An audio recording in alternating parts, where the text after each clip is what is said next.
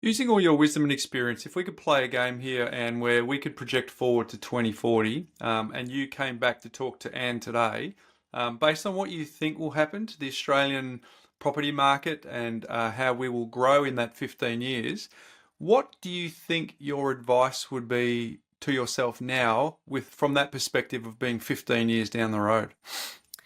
I think one of the most important things to look at is climate risk. And we know that I think 1 in 25 suburbs, I think 1 in 25 properties in Australia is not insurable. And we know that to get a mortgage, you typically need insurance. And I think that more and more suburbs are emerging across the country where there's very, very high risk of climate events occurring with a high frequency.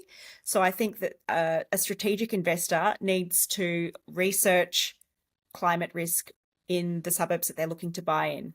So that's not just things like bushfire risk or flood risk, it's also things like wind risk. And the Climate Council have a really good free tool. If you just search, Climate Council risk map, it shows you a map of all the suburbs around Australia and the risk of various weather events. And I think that's, at the moment, it's something that we're starting to talk about.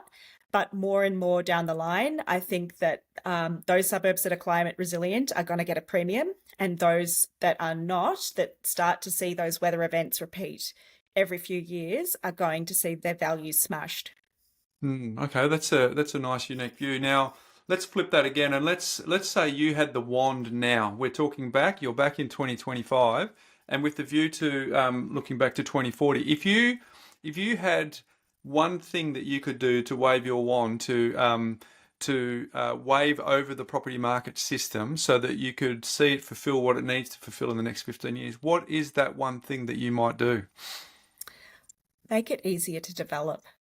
I think, you know, we definitely need more housing in this country. You can take a purely selfish perspective and say, we want a housing crisis because it pushes values up, but we can definitely have both. We can have sustainable growth and we can have enough homes to house Australians.